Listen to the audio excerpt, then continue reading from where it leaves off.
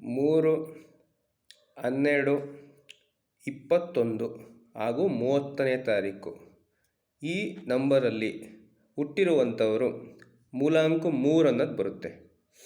ಇದು ಗುರುಕಾರತತ್ವ ಅಂತಾರೆ, ಕಾರಕ ನಂಬರ್ ಅಂತಾರೆ.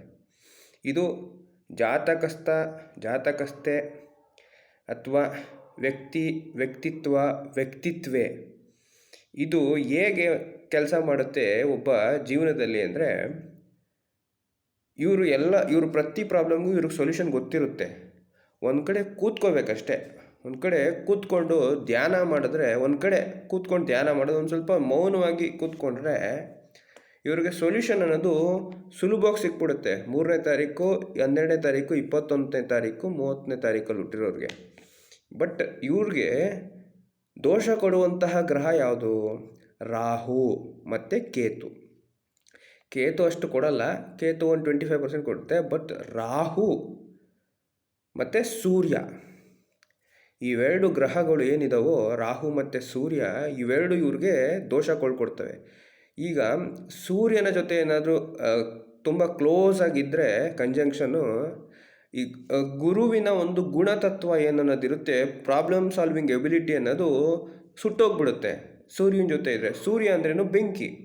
ಅದು ನಿಮ್ಮ ಜಾತಕದಲ್ಲಿ ಏನಾದರೂ ಇದ್ದರೆ ಅದನ್ನು ದೋಷ ಆಗುತ್ತೆ. ಇದನ್ನೇ ಗುರು ದೋಷ ಅಂತಾರೆ. ಗುರು ಯಾವ್ದಾದ್ರು ಸೂರ್ಯನ ಜೊತೆ ಏನಾದ್ರು ಇದ್ದಾಗ ಇದು ದೋಷ ಅಂತ ಕರೀತಾರೆ, ಗುರು ದೋಷ ಅಂತಾರೆ. ಮತ್ತು ರಾಹು ದೋಷ ಅಂದರೆ ಏನು? ರಾಹು ಗುರುವಿನ ಜೊತೆ ಏನಾದ್ರು ರಾಹು ಕೇಂದ್ರದಲ್ಲಿ ಅಥವಾ ತ್ರಿಕೋಣದಲ್ಲಿದ್ದರೆ ಇದು ಏನಂತಾರೆ? ಗುರು ಚಾಂಡಾಳ ದೋಷ ಅಂತಾರೆ.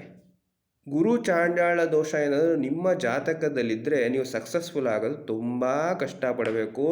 ನೀವು ಸಕ್ಸಸ್ಫುಲ್ ಆದ್ರೂ ಅದು ನಿಮಗೆ ಕೈಗೆ ಬಂದಿತ್ತು ಬಾಯಿಗೆ ಬರದೇ ಇದ್ದಂಗೆ. ಅದಕ್ಕೆ ನಿಮ್ಮ ಜಾತಕದಲ್ಲಿ ಏನಾದರೂ ಗುರು ದೋಷ ಅಥವಾ ಗುರು ನೀಚನಾಗಿ ಅಥವಾ ಗುರು ಮೇಲೆ ಏನಾದರೂ ಸೂರ್ಯನ ಜೊತೆ ಏನಾದರೂ ಇದ್ದು ಅದರದ್ದು ಶಕ್ತಿ ಹಾಗೂ ವ್ಯಕ್ತಿತ್ವ ಕಳ್ಕೊಂಬಿಟ್ಟಿದ್ರೆ ಜಾತಕದಲ್ಲಿ, ನಿಮ್ಮ ಜೀವನದಲ್ಲಿ ಸಕ್ಸಸ್ಫುಲ್ ನೋಡೋಕ್ಕಾಗಲ್ಲ. ಜೀವನದಲ್ಲಿ ಸಕ್ಸಸ್ ಅನ್ನೋದು ಇಲ್ಲವೇ ಇಲ್ಲ. ಏನೋ ನೀರು ಸಿಕ್ಕಿದಾಗ ಕುಡಿಯೋದು, ಊಟ ಮಾಡಿದಾಗ ಊಟ ತಿನ್ನೋದು, ಅಷ್ಟೇ ನಿಮ್ಮ ಜೀವನ. ಇದರಿಂದ ನೀವು ಹೊರಗೆ ಬರಬೇಕಾ? ಜಾತಕದ ವಿಶ್ಲೇಷಣೆ ಕಂಪಲ್ಸರಿ ಮಾಡಿಸ್ಲೇಬೇಕು. ಸಂಪರ್ಕಿಸಿ ರಾಜಯೋಗ ಜ್ಯೋತಿಷ್ಯ ಕೇಂದ್ರ. ಡೀಟೇಲ್ ಆಗಿರ್ತೀನಿ. ಧನ್ಯವಾದಗಳು.